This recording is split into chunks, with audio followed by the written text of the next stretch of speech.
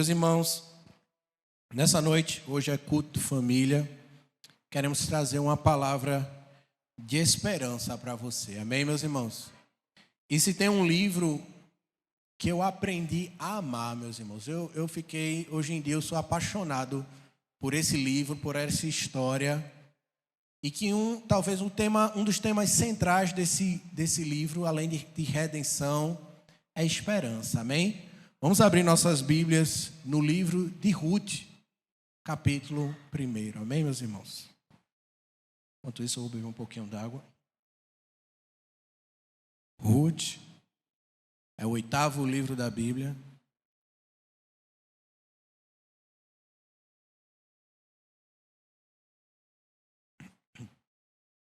Depois do Pentateuco, vem Josué, depois o livro de Juízes, depois Ruth. Um livro pequenininho, apenas 4 capítulos, mas com uma história, meus irmãos, fascinante. E central, meus irmãos, a história do livro de Ruth, conforme nós fomos ministrando, ela é central, meu irmão, para a história. Ruth, capítulo 1, é central na história da redenção. Ruth tem tudo a ver com Jesus, e você vai ver por quê. Amém, meus irmãos? Ruth, capítulo 1.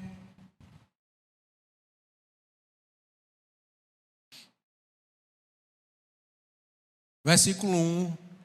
Todos acharam, amém? Se você está sem a Bíblia física aí, ou no celular, tem aqui no telão. Diz assim: nos dias em que julgavam os juízes, houve fome na terra. E um homem de Belém de Judá saiu a habitar na terra de Moabe, com sua mulher e seus 2 filhos. Este homem se chamava Elimeleque e sua mulher Noemi. Os filhos se chamavam Malom e Quilion, efrateus de Belém de Judá. Vieram à terra de Moabe e ficaram ali.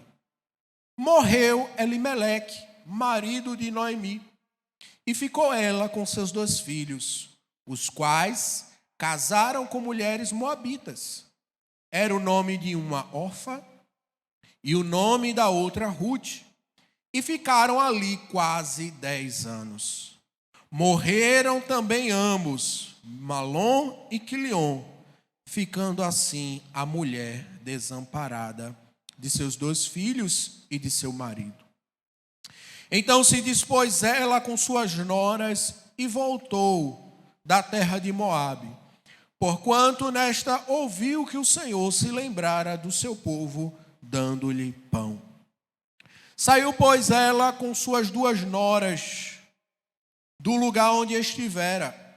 Indo elas caminhando de volta para a terra de Judá, disse-lhes Noemi: ide, voltai cada uma à casa de sua mãe, e o Senhor use convosco de benevolência, como vós usaste com os que morreram e comigo. O Senhor vos dê que sejais felizes, cada uma em casa do seu marido. E beijou-as. Elas, porém, choraram em alta voz e lhe disseram: não, iremos contigo ao teu povo. Porém Noemi disse: voltai, filhas minhas filhas, por que irias comigo? Tenho eu ainda no ventre filhos, para que vos sejam por maridos? Tornai, filhas minhas, ide-vos embora, porque sou velha demais para ter marido. Ainda quando eu dissesse: tenho esperança, ou ainda que esta noite tivesse marido, ou houvesse filhos, esperá-los ias até que viessem a ser grandes? A abster-vos-ias de tomardes marido? Não, filhas minhas, porque por vossa causa a mim me amarga o teu Senhor descarregado contra mim a sua mão. Então de novo choraram em voz alta. Orfa com um beijo se despediu de sua sogra, porém Ruth se apegou a ela.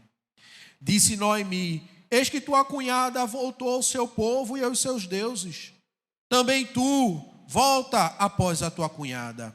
Disse, porém, Rute: não me instes para que te deixe e me obrigue a não seguir-te. Porque onde quer que fores, irei eu. E onde quer que pousares, ali pousarei eu. O teu povo é o meu povo. O teu Deus é o meu Deus. Onde quer que morreres, morrerei eu, e aí serei sepultada. Faça-me o Senhor o que bem lhe aprovesse, outra coisa que não seja a morte, me separar de ti. Vendo, pois, Noemi que de todo estava resolvida a acompanhá-la, deixou de insistir com ela. Então ambas se foram, até que chegaram a Belém. Sucedeu que ao chegarem ali, toda a cidade se comoveu por causa delas. E as mulheres diziam: não é esta Noemi?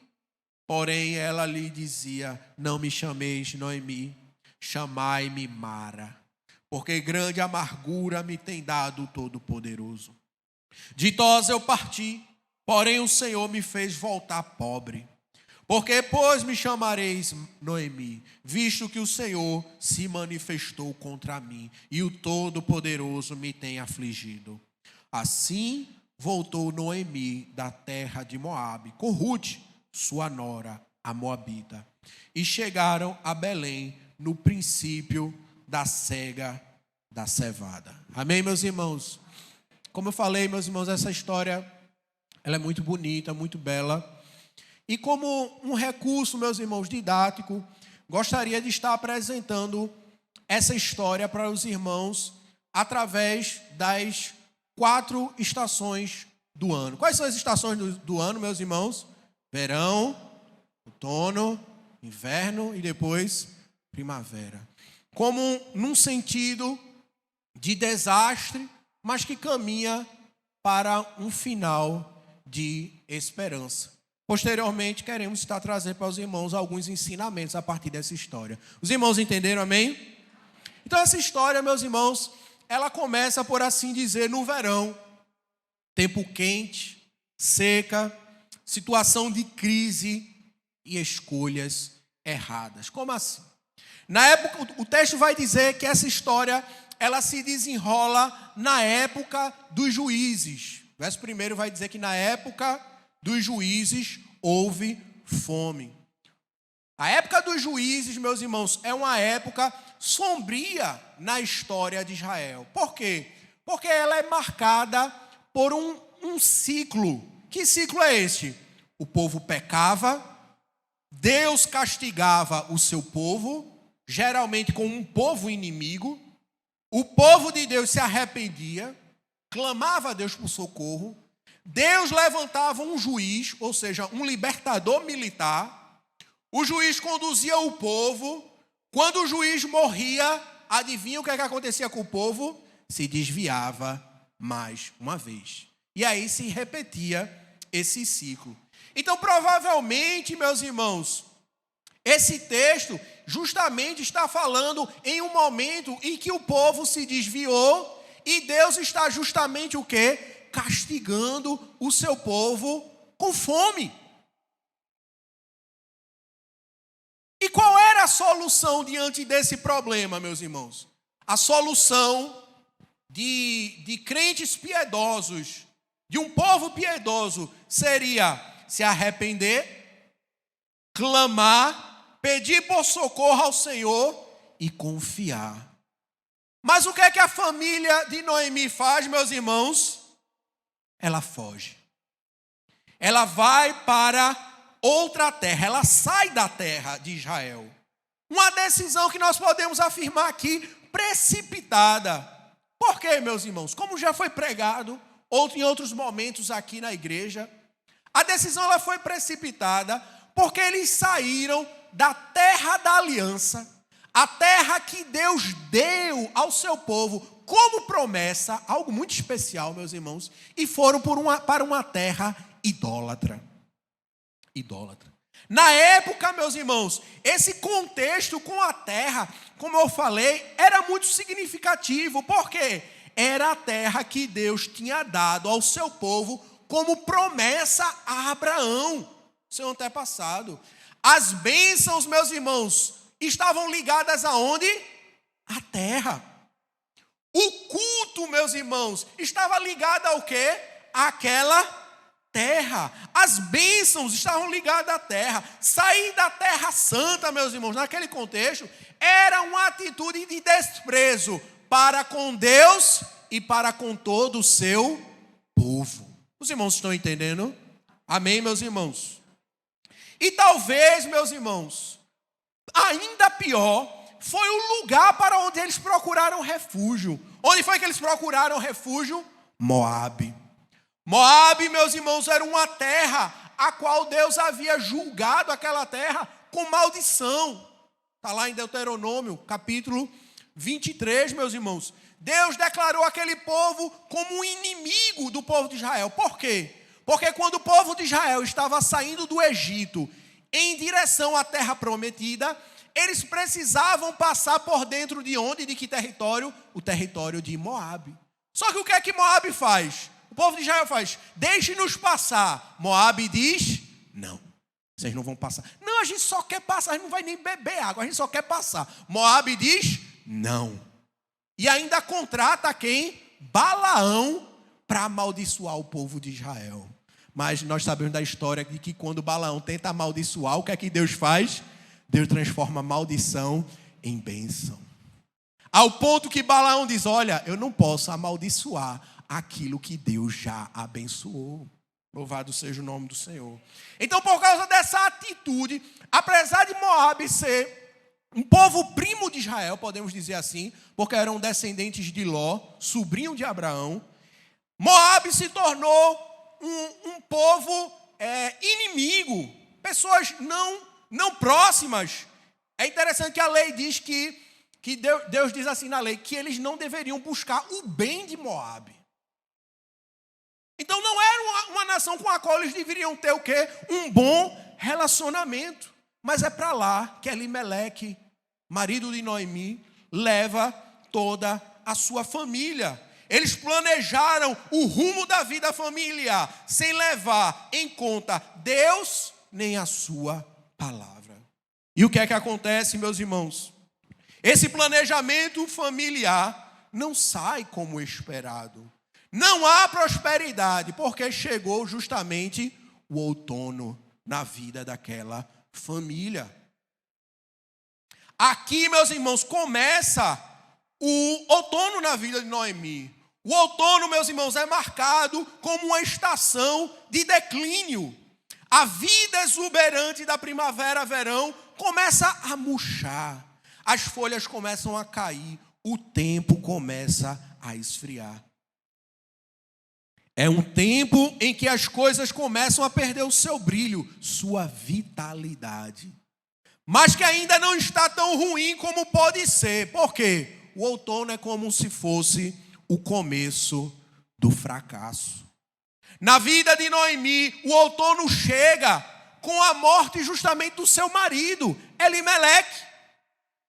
Se eles pensavam que ali seria um recomeço, um lugar de prosperidade, fartura, as coisas começam a dar errado com a morte do patriarca da família, o homem da casa.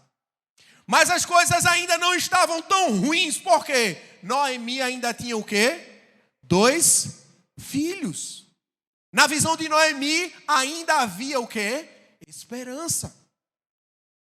E pensando mais uma vez na prosperidade familiar, a despeito do querer e da vontade divina, Noemi casa seus 2 filhos com mulheres moabitas. O casamento, meus irmãos, com estrangeiros não era bem visto pelo Senhor e pela sua lei, lá Deuteronômio capítulo 7. Mas isso, mais uma vez, é ignorado. Percebe-se, meus irmãos, que ela estava tomando as rédeas da situação, sem consultar quem? O Senhor, o seu Deus. Porém, meus irmãos, no outono não há prosperidade. Durante 10 anos de casamento, Quilion e Malom, eles não conseguem ter filhos.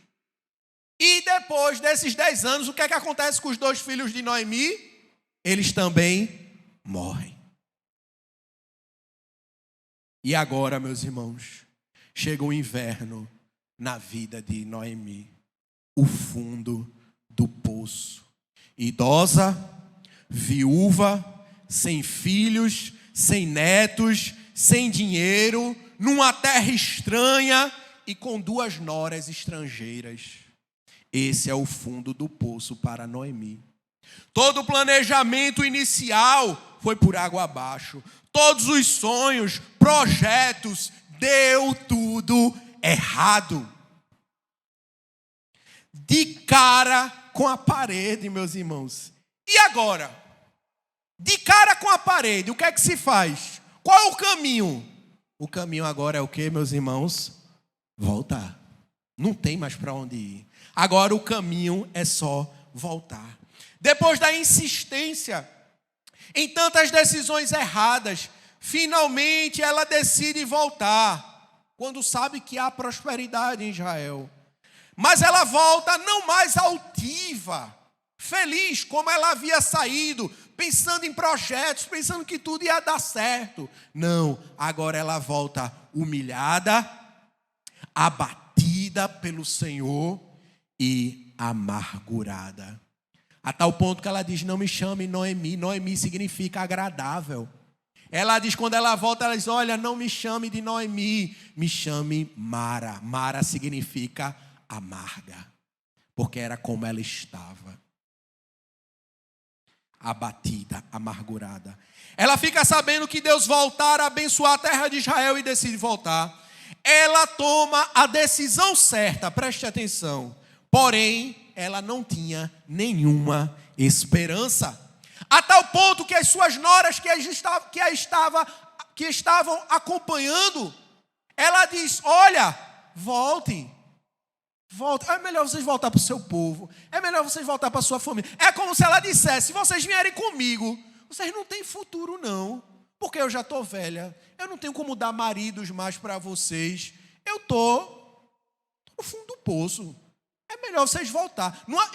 Eu lendo isso, eu olho como uma atitude de amor de Noemi. Tanto é que ela chama elas de filhas. Ela, olha, filhas, voltai comigo. A mão do Senhor está pesando sobre mim. É melhor vocês voltarem. Porém, meus irmãos, é nesses momentos, quando o ser humano reconhece sua fragilidade, sua falibilidade, quando ele reconhece que depende do Todo-Poderoso, é que Deus começa a agir em seu favor. Enquanto a gente está, eu faço, eu posso, eu aconteço, dá tudo errado. Mas quando a gente olha para Deus e faz, Senhor, tem misericórdia, eu não sou nada não. Aí Deus faz, agora. Agora a gente começa a ajeitar as coisas. Dê um glória a Deus, meu irmão. Um feixe de luz desponta entre as escuras nuvens do inverno. Um raio de esperança. Quem é esse raio de esperança, meus irmãos? Ruth. Ruth fica com ela.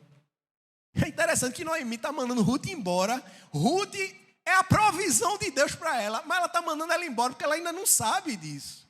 Mas Deus já está operando na vida dela. Louvado seja o nome do Senhor. Ruth resolve, meus irmãos, resolutamente permanecer com ela. É interessante que os comentaristas dizem que as palavras de Ruth são semelhantes a um pacto. Ruth faz um pacto com Noemi, sem ganhar nada, meus irmãos. Eu acho isso maravilhoso. O que é que Noemi tinha a oferecer a Ruth, meus irmãos? Mas Ruth diz, eu estou contigo para o que der e vier. Meu irmão, isso é Deus, meus irmãos. Eu olho para isso só pode ser Deus.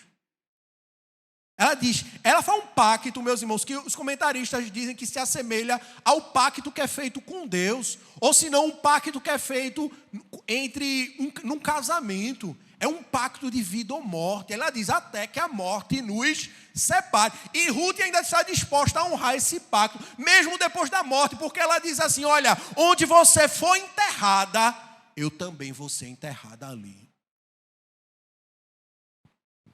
Ruth, meus irmãos, de forma inamovível, decide voltar com ela para a terra de Israel, fazendo um pacto com ela e com o Deus de Israel. Que ela estaria agora para o que der e vier com a sua sogra, e que pertenceria ao povo de Israel, e que Deus, o Deus de Israel agora, seria também o seu Deus. Eram os primeiros raios da primavera, voltando à vida de Noemi. Por quê? Porque ela se arrependeu das suas antigas decisões. Os irmãos estão entendendo? Finalmente, meus irmãos, chegou a primavera. As flores se renovaram na vida de Noemi. Deus, em casa você lê, meus irmãos, direitinho esse texto. Só são 4 capítulos. Mas você vai ver que Deus abençoou extremamente a vida de Noemi. Através de quem? De Ruth, a moabita. Lhe deu um sustento imediato, porque Ruth vai trabalhar para sustentar Noemi. Noemi já era idosa, não aguentava mais o trabalho braçal da colheita. Conseguiu um resgatador das terras do marido com um casamento entre Ruth e um parente próximo chamado Boaz, que era rico e generoso. E ainda ela vai ganhar um neto, porque naquela época, com a lei do levirato, o filho que Ruth tivesse com Boaz, o resgatador, seria um filho que levaria o nome do marido falecido. Ou seja, perante a lei, o filho de Ruth seria neto de Noemi. Uma mulher que estava sem marido, sem filhos, de repente ela ganha um neto. Como é isso, meus irmãos? Só Deus faz isso, meus irmãos. E quem é esse neto? Obed. Entendi nada, Rafa. Quem é Obed? Sabe quem é? Obed é avô, meus irmãos. De quem? Do rei Davi. Veja, meu irmão, que coisa maravilhosa. Uma mulher que não tinha descendência, de repente a descendência dela vira a família real e futuramente a família do Messias. Meus irmãos, é como diz o hino, tem coisa que só Deus faz. Para aquela que se achava que estava tudo perdido, Deus a abençoou de forma extraordinária. Voltou para a terra de Israel, recuperou as terras de seu marido e ganhou uma descendência maravilhosa, meus irmãos. Diante dessa história, meus irmãos, que nós esboçamos aqui rapidamente,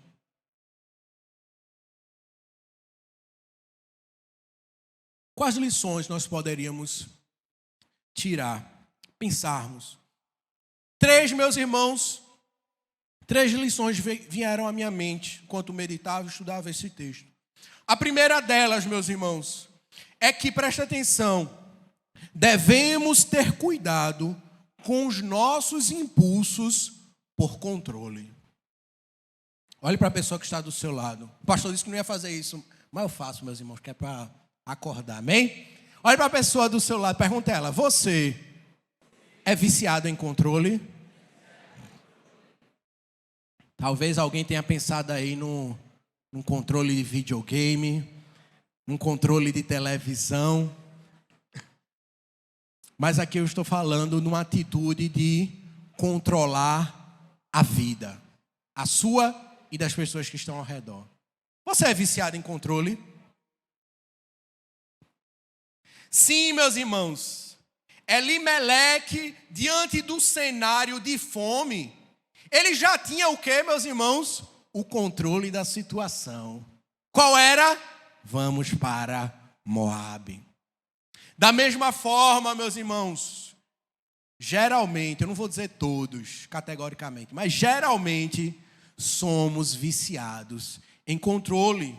Nós queremos ter as soluções prontas e rápidas aonde? Aqui, ó. É eu dizendo que vai acontecer, para onde vai, na palma de nossas mãos. Acontece alguma coisa, vamos fazer assim, assado, vai dar certo. Eita glória, é um homem de fé.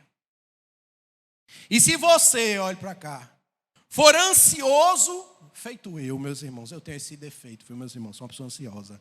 É uma das coisas que eu mais luto na minha vida espiritual.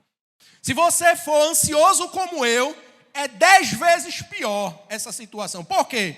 Porque às vezes não tem nem problema. E nós já estamos imaginando possíveis problemas e fantasiando soluções. Eu estou vendo alguém fazendo... É assim mesmo, meus irmãos. Coitado de nós, meus irmãos. Esquecemos, meus irmãos, assim, de lições valiosíssimas, como a que Tiago traz em sua carta, quando ele repreende as pessoas que dizem, olha, ano que vem nós vamos para tal lugar e faremos assim e assado. Tiago pergunta, o que é a vossa vida? Vós sois como fumaça, neblina, que rapidamente se dissipa. Deixamos, meus irmãos, de reconhecer a falibilidade dos nossos projetos, a começar porque nós somos o quê, meus irmãos? Mortais. Você não sabe nem se está vivo amanhã e já está dizendo, vai ser assim assado? Vai nada, meu irmão. Deixa eu dizer um segredo, tu não sabe de nada.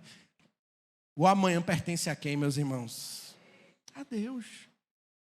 Foi o que aconteceu com Elimeleque, meu irmão. Você, como eu falei, você não sabe nem se está vivo amanhã.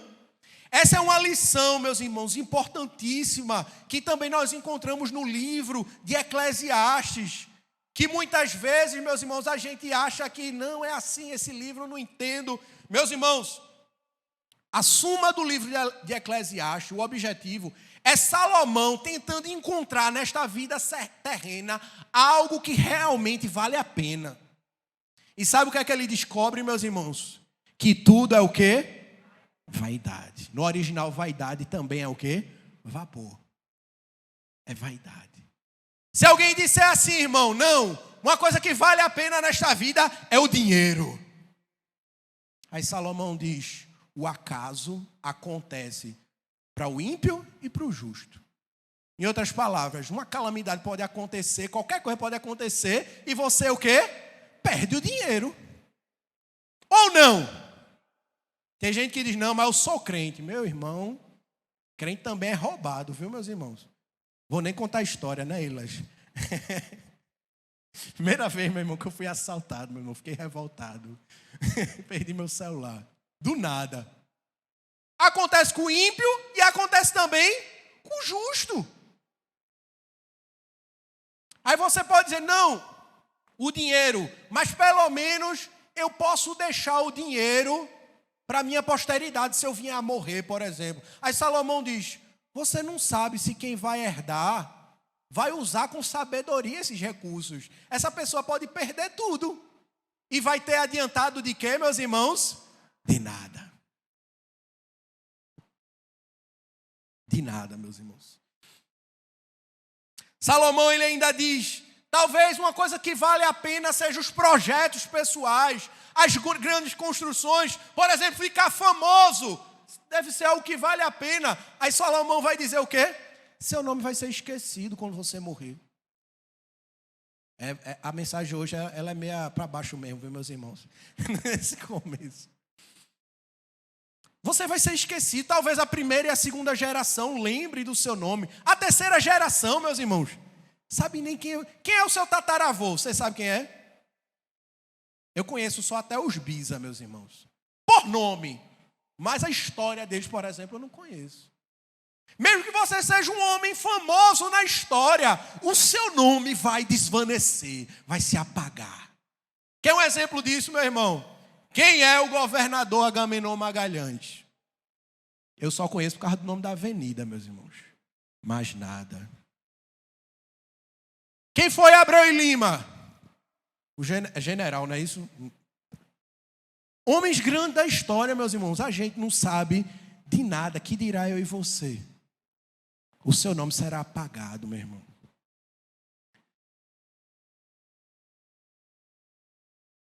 É tanto, meus irmãos, é tanto isso que o conselho principal de Salomão no livro de Eclesiastes, sabe qual? Por umas 4 a 5 vezes Salomão repete isso. Aproveite a vida, porque essa é a sua recompensa.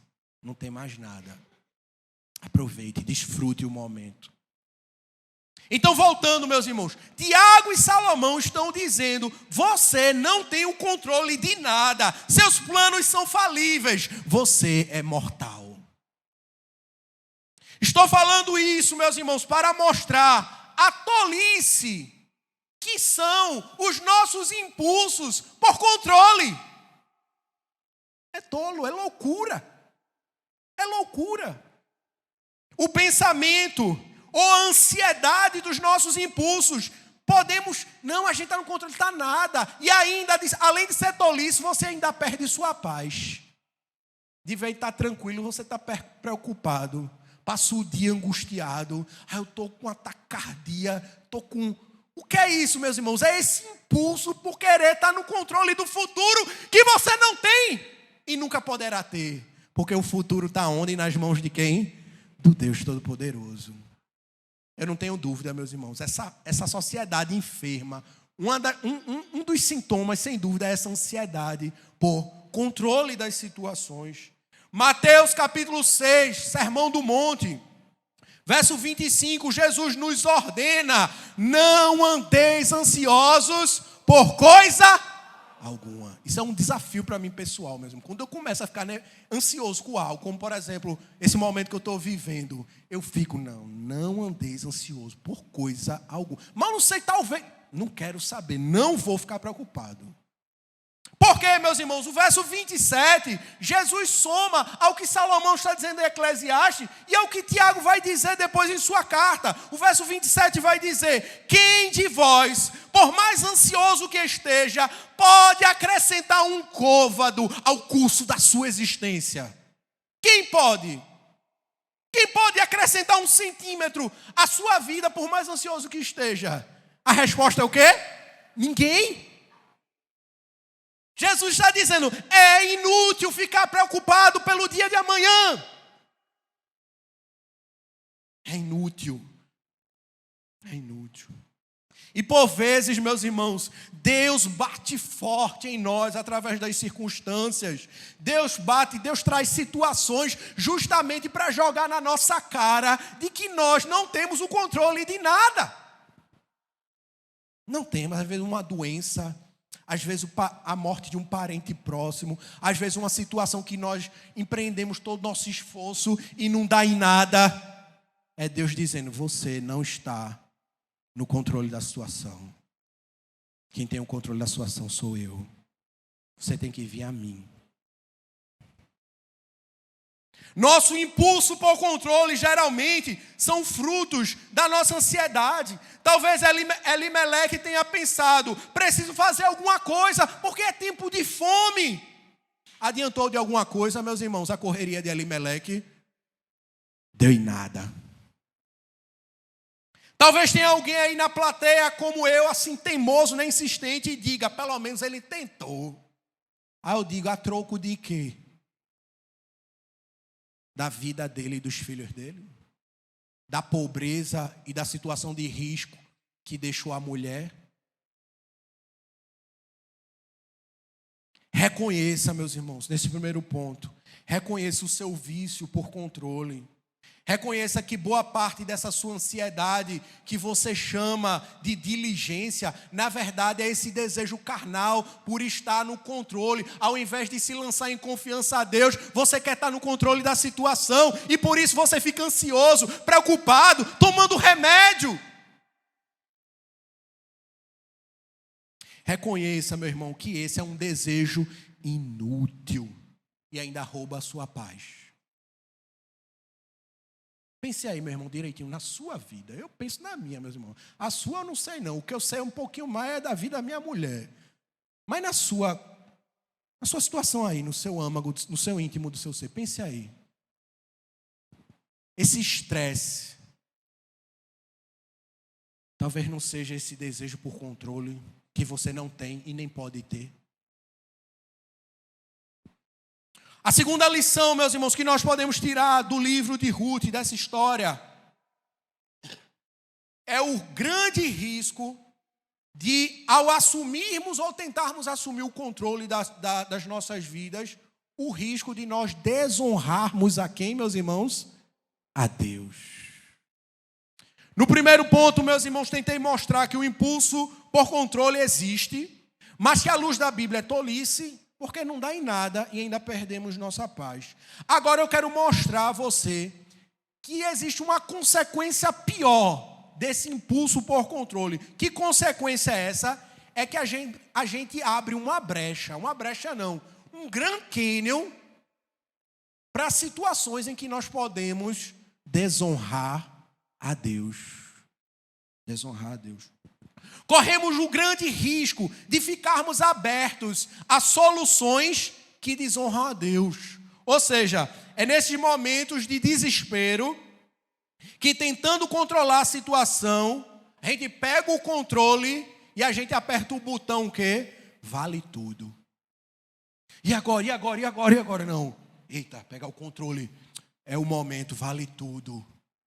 Só que nesse vale tudo, meus irmãos, nós desagradamos a Deus.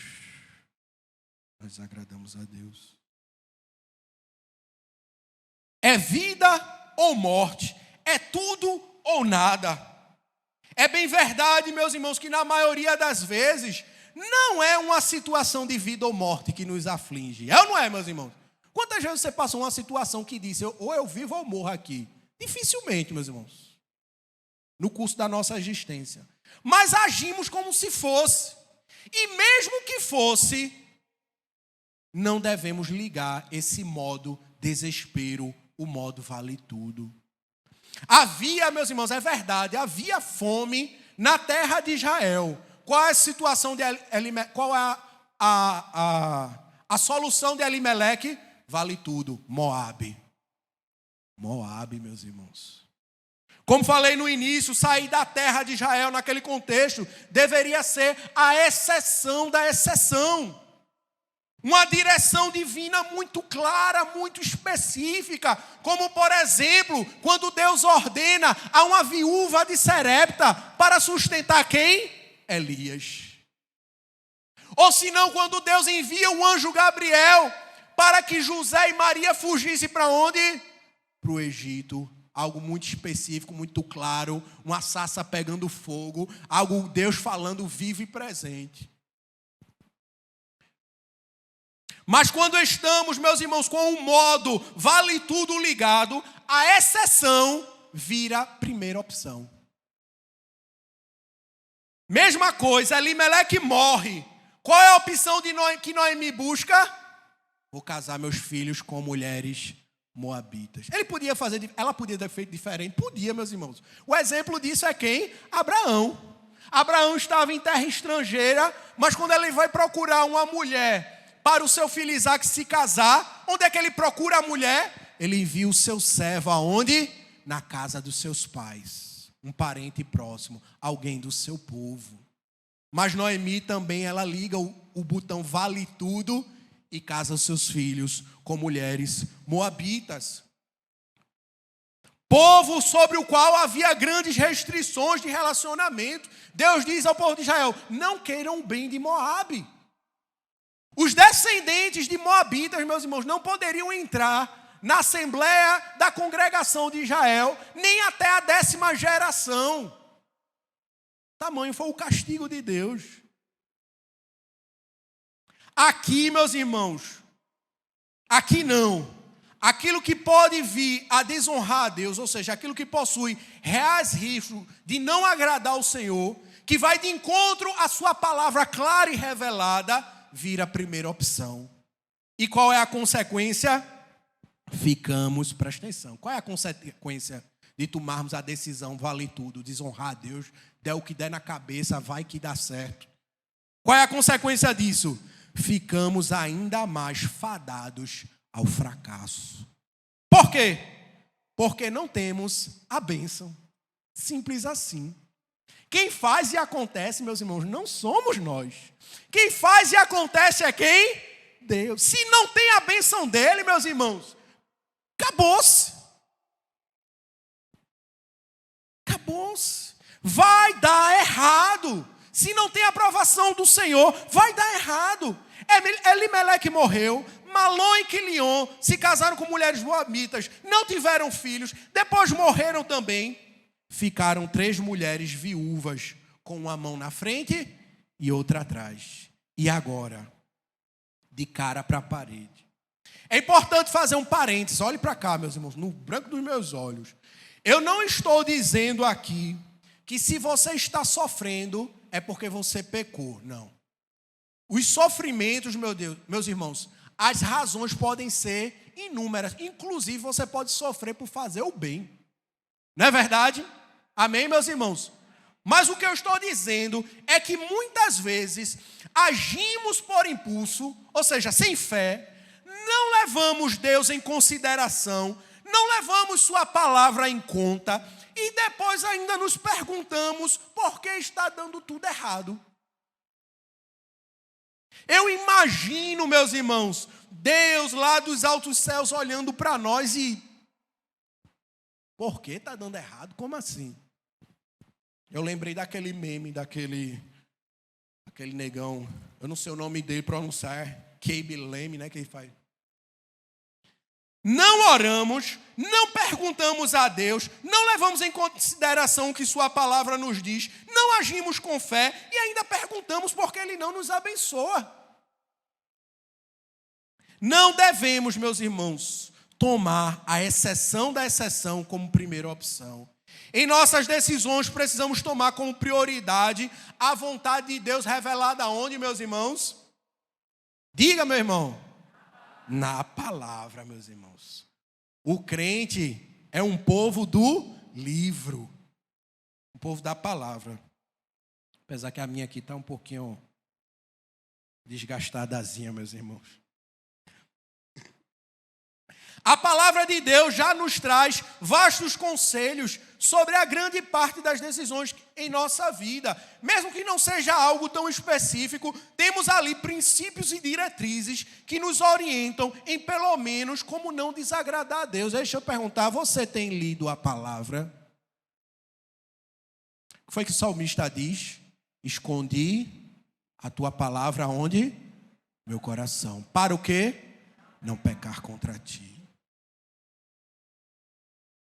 Deus traz orientações, por exemplo, com quem eu devo casar. Será que na Bíblia vai estar escrito com fulano de tal? É assim, meus irmãos, está na Bíblia? Não.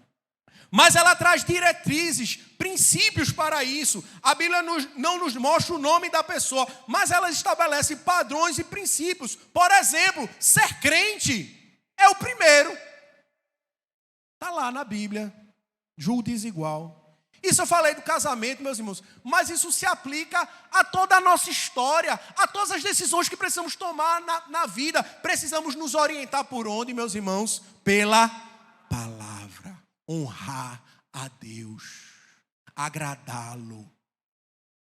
Porque se nós não fizermos assim, não andarmos assim, nós não teremos sua bênção, sua aprovação.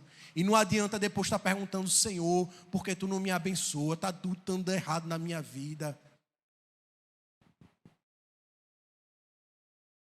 Terceiro ponto, meus irmãos. Calma.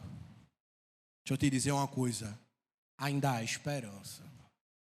Amém, meus irmãos? Diga assim, calma. Diga a pessoa que está ao seu lado, calma, meu irmão. Ainda tem jeito. Ainda há esperança. Dê glória a Deus, meu irmão. O que eu gosto do livro de Ruth é isso, meus irmãos. É o livro da esperança, meus irmãos. Apesar da situação ser calamidade, ainda há esperança. Mesmo depois de toda essa situação, nós podemos ver que houve uma solução, houve uma mudança. A sorte de Noemi e de Ruth, ela foi restaurada, ela foi transformada, meus irmãos, da água para o vinho. Deus abençoa essas mulheres, meus irmãos, como eu falei, de maneira magnífica e extraordinária. Mas tudo começa quando, meus irmãos? Quando Noemi decide o quê? Voltar. Voltar aqui nesse contexto é a ideia de alguém que se arrependeu. Se arrependeu de suas más escolhas. Se arrependeu das decisões que tomou sem consultar a Deus. Se arrependeu de não ter, de desonrar a Deus. É nesse momento que ela decide voltar. Aí Deus diz, agora o processo começa a se desenrolar para lhe abençoar. Essa história, meus irmãos, nos mostra que não importa o quão longe você foi em sua sede por controle, o melhor caminho é sempre o quê, meu irmão? Minha irmã? Voltar. Volte. É simples. Não há esperança, preste atenção. Não há esperança se Deus não abençoar. É necessário tomarmos atitudes de confiança e fé e o que, meus irmãos? Voltarmos. É necessário entregarmos o controle das nossas vidas a quem, meus irmãos? Aquele que tem o controle. Na verdade, essa atitude de entregar, ela é simbólica, porque Deus sempre teve o controle de tudo. Glória a Deus. Mas essa atitude é a atitude de quem está dizendo assim, Senhor, eu me rendo. Eu me rendo, Senhor, à tua vontade. Eu não vou mais recalcitrar contra os aguilhões, como Paulo, né? Jesus diz, Saulo, duro é para ti recalcitrar contra os aguilhões. Deus está dizendo, é por aqui. Aí você fica, não, mas eu quero por lá. Quem é que ganha essa briga, meus irmãos? E você só se fere nessa briga. É melhor voltar. É melhor se entregar. É melhor se render. Dizer, Senhor, eu sou teu. Faz de mim o que tu quer, Senhor. Faz conforme a tua vontade. Faz conforme a tua palavra me orienta. Eu vou por aqui. Eu vou seguir. Eu vou entrar pela porta estreita e andar pelo caminho estreito. Mas é o caminho que leva à salvação. Aleluia. Louvado seja o nome do Senhor. É necessário nos arrependermos de nossas atitudes que desonraram a Deus no passado. É necessário tomarmos medidas de retorno, mesmo que a partir de então não tenhamos mais o controle. Senhor, eu vou voltar, eu não sei direito para onde é, o que vai acontecer, não importa, eu vou confiar em ti. Fazer como Abraão fez. Deus disse a Abraão, sai da tua terra, sai do meio da tua parentela, para uma terra que te mostra. Quando ele saiu, Abraão, ele sabia para onde ia? Imagina, meu irmão, pegar sua família, seus negócios, tudo, e sair num destino incerto. Você faria isso? Quando você acordar amanhã, você vai fazer assim, primeiro ônibus que aparecer, eu vou pegar e vou ver onde vai dar. É assim que a gente faz? Mas sobre a ordem de Deus, foi assim que Abraão agiu. Ele disse, Senhor, eu não sei o que vai acontecer, mas eu vou porque tu estás mandando. É assim, meus irmãos, o pai da fé, é assim que ele deixa o exemplo para quem, meu irmão? Para nós. Deus, meus irmãos, não nos quer com o controle na mão. Deus não nos quer, meus irmãos, que nós vivamos pela fé. É pela fé, meu irmão, que a gente vive. Não é com o controle na mão, não. Reconhecermos que, na verdade, nunca tivemos o controle e vivermos pela fé. Concluindo, meus irmãos.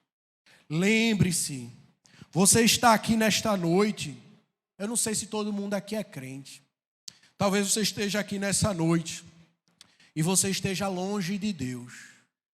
Longe dos seus caminhos, assim como Noemi, longe de Deus, dando de cara com a parede, dando murro em ponta de faca, tentando preencher o vazio existencial do seu coração com tudo que existe nesse mundo para oferecer e não está dando em nada. Ei, assim como o filho pródigo caiu em si, quando ele estava lá no mudão, desejando, morrendo de fome, desejando a comida dos porcos, a Bíblia diz que o filho pródigo, ele cai em si, ele diz, quantos trabalhadores de meu pai têm comida em abundância e eu aqui passando fome. Que nessa noite você seja como o filho pródigo que caiu em si. E perceba, você não tem o controle da sua vida. A sua vida, na verdade, precisa ser controlada por um Senhor. E esse Senhor se chama Jesus Cristo. Esse Senhor é bondoso, é carinhoso, é amoroso. Ele diz assim para o cansado, ele diz: trazei as suas cargas, todos os cansados e aflitos, trazei as suas cargas e ponha a minha carga sobre si, porque a minha carga é suave e o meu fardo é leve. Ande comigo, Jesus te diz. Cristo é a nossa única esperança. Só Ele pode nos reconectar a quem, meus irmãos?